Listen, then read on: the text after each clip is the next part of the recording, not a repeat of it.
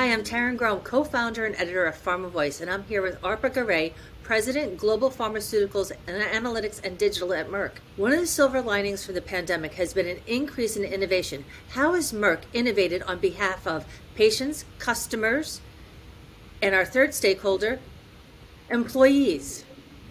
Thank you, Taryn, and it's great to be here as well. 10 questions in 10 minutes, so I'll get right into it.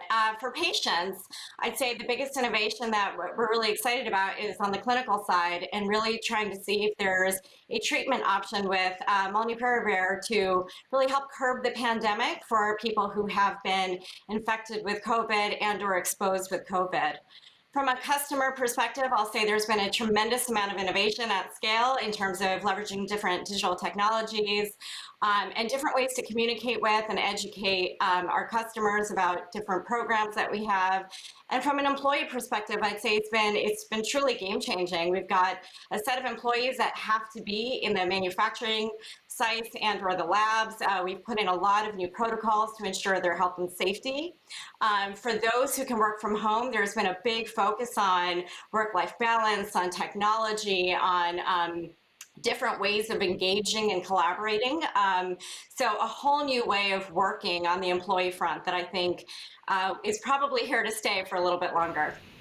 I agree with you. Let's dig into a little bit more about that leveraging of data and technology. What are some of the top ways Merck is doing this to better serve patients? Yes, that's a great question. From a patient perspective, I'd say it's really across the value chain. We're looking at how to leverage data and technology to better recruit patients into clinical trials. We're thinking about how we leverage real-world evidence to shape clinical trial design and accelerate potentially new data or development of products. We're thinking about how we better diagnose and identify patients who could benefit from our products, how to show the value of our products across healthcare systems to get better access for patients, different ways of supplying our products to patients at new sites of care. And then last but not least, really leveraging data and technology to think about how we can support patients who are on our therapies to get the most out of them through, better compliance and adherence as they're managing their disease. Excellent. One of the silver linings of COVID-19 is that it has accelerated the pace of clinical development. But is this sustainable for the long term? Yeah, this is a really interesting question. I think there are some aspects that we've learned from the pandemic around how we can accelerate, whether it's development or manufacturing, right, through public and private partnerships. On the other hand, what we've also learned is in many of the examples where it feels that there's been significant acceleration, these are technologies and or molecules that have been studied for a number of years. So I think there are some opportunities where we can sustain acceleration.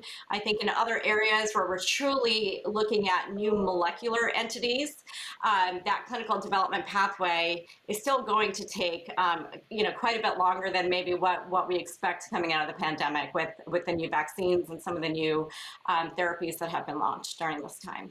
What excites you the most about Merck's potential contribution of molnupiravir to the COVID-19 therapeutics arsenal?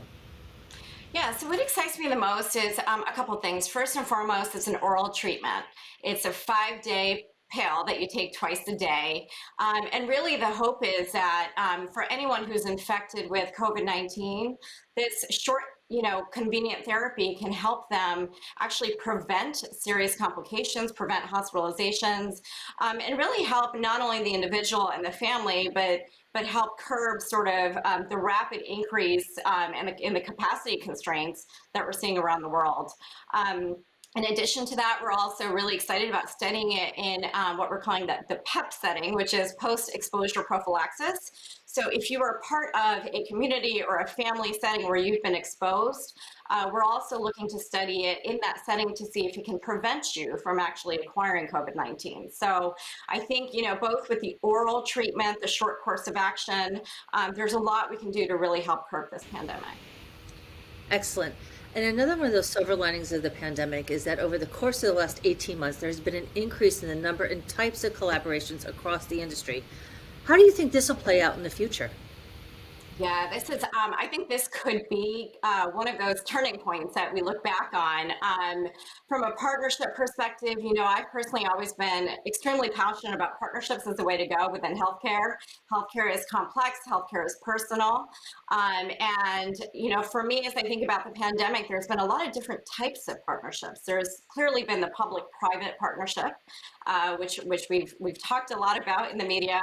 There's been the large pharma partnerships, right, with Merck and J&J to help accelerate manufacturing for the betterment of society.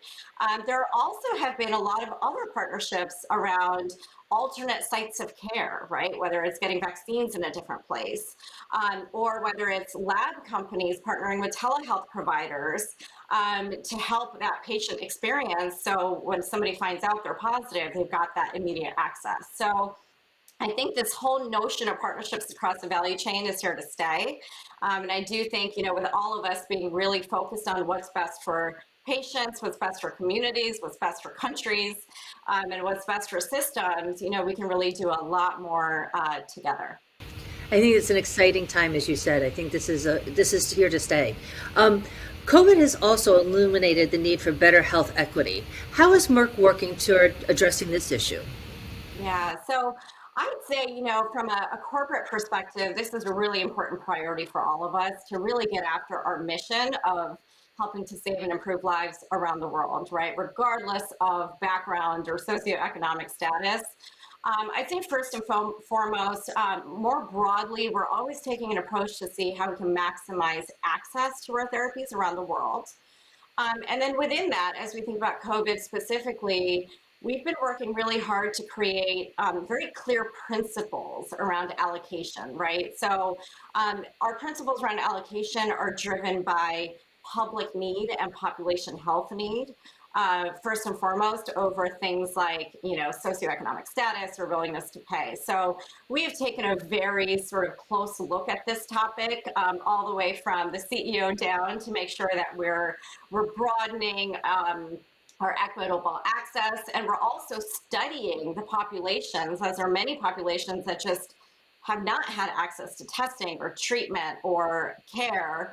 And we've got a group really diving into, social determinants of health and health equities around the world. So we're partnering closely together. This is a priority for us.